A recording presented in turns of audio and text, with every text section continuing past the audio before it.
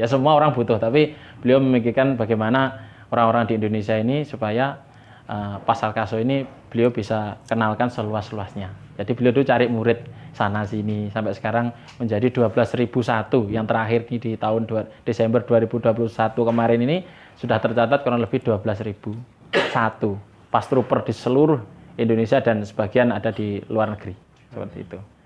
Makanya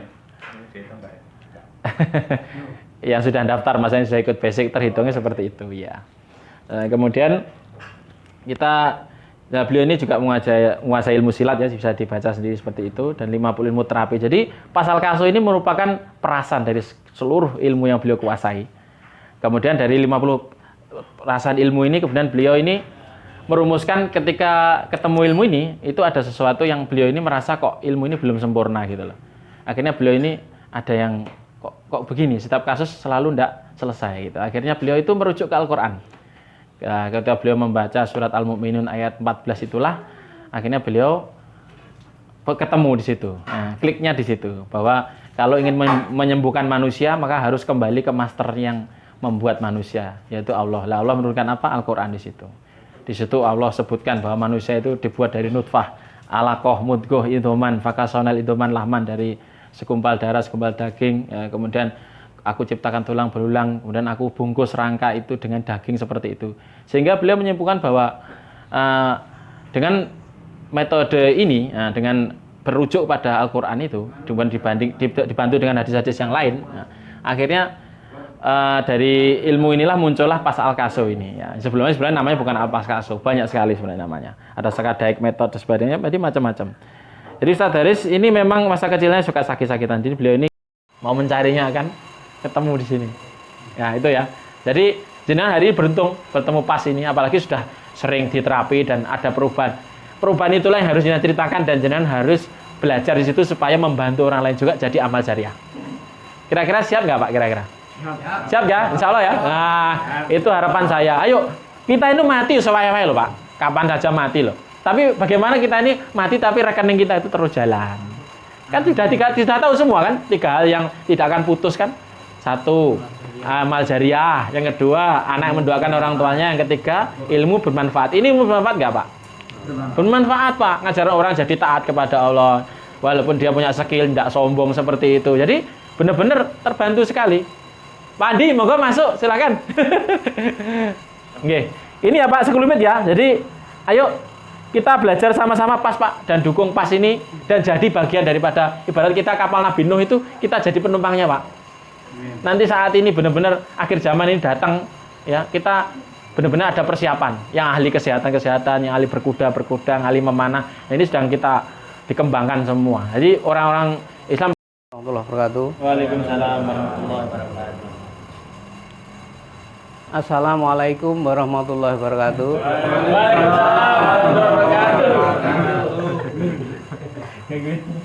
Alhamdulillah pada siang hari ini kita diberi kemudahan oleh Allah sehingga kita bisa bertatap muka dalam kondisi sehat tanpa aral suatu apapun.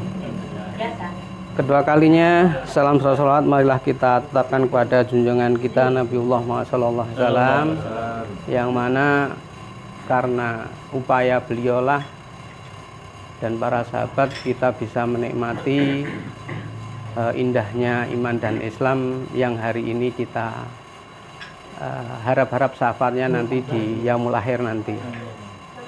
Ketiga kalinya untuk kritik dan saran menurut saya sudah tidak ada ya, sudah panjang dan lebar ya, sudah cukup. Dan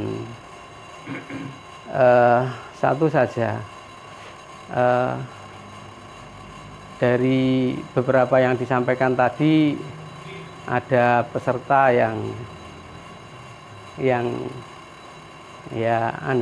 penasaran. Ya memang bukan dibikin penasaran ya Pak, bukan dibikin penasaran. Jadi di PAS itu sendiri ada regulasi yang mana untuk pelatihan itu full di pusat. Ya, bayangkan aja Pak, kalau segelintir kita ini, misalnya maaf, saya, Mas Andi Warman, Mas Yanwar, Mas Guntur, ini selesai basic.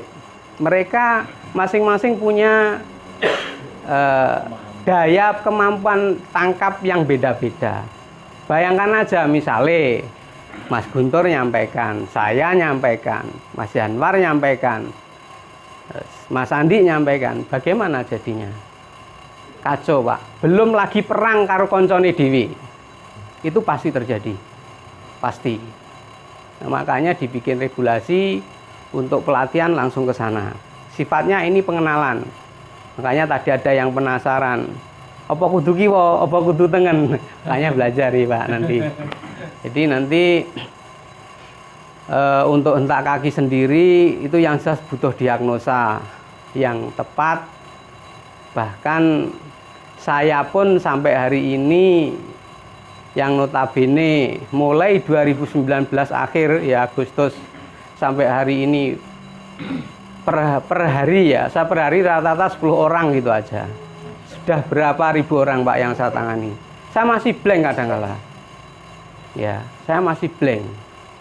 Ya, kalau sudah seperti itu sudah Pak, tidak ada yang perlu disombongkan, hanya Allah saja. Ya, hanya Allah saja. Makanya di sana tadi di depan ada jargon salah satunya. Bentar 5 menit, 10 menit. Sudah nikah kan? Sudah nikah. Belum. Dagangan. Ya. Sudah ya. Assalamualaikum warahmatullahi wabarakatuh. Waalaikumsalam warahmatullahi wabarakatuh. Perkenalkan saya Guntur dari Madiun.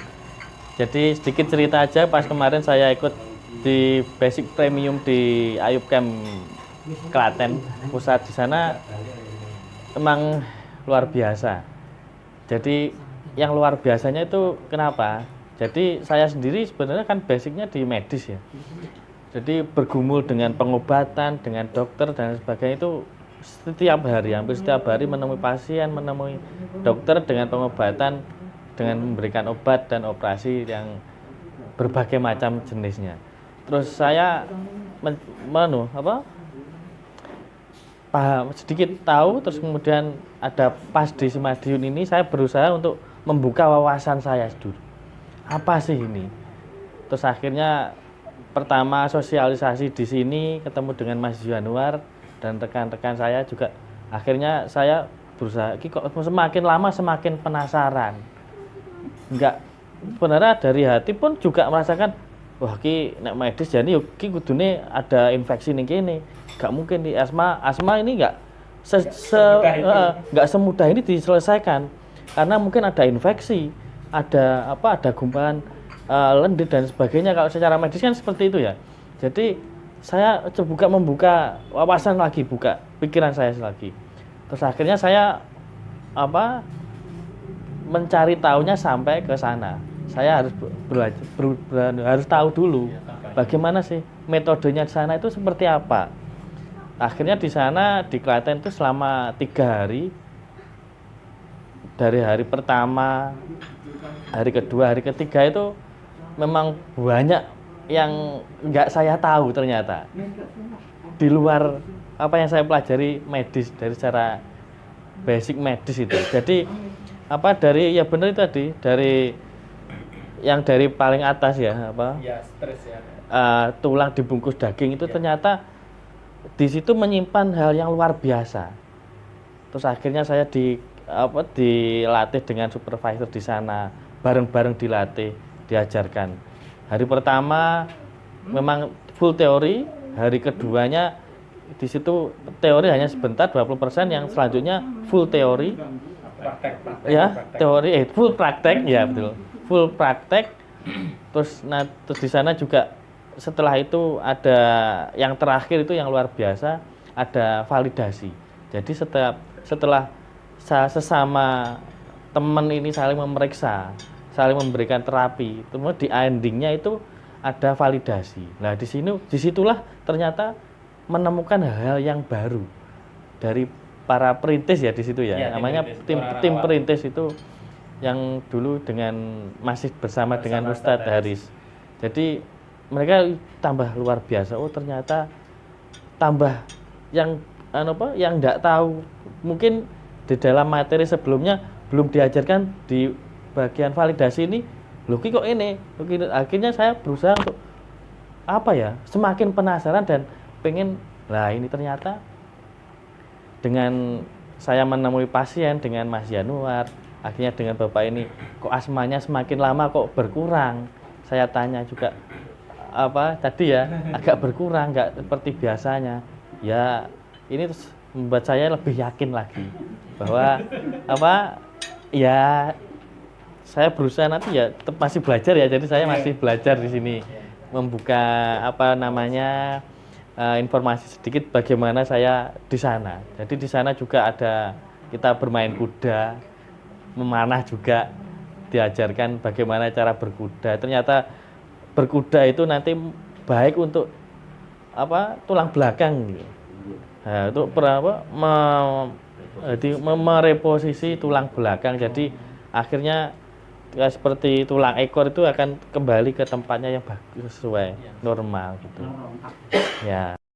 Kaki tangannya pakai kiri, sama kiri aja. 1, 2, 3. Pak, satu lagi. 1, 2, 3. Rasa yang mana? Atau biasa saja semua? Biasa saja. Oke, aman. Antar terus ini cek dulu. Di sementara kan kiri, berarti kita pantainya di kanan tuh. Ya. Ini visualnya sudah. Oke. Terus rasa yang mana? Agak kiri sedikit. Agak kiri sedikit. Oke. Siap. Langkah biasa, langkah aja. Nah, udah, balik lagi, cukup. Nah, sini ya.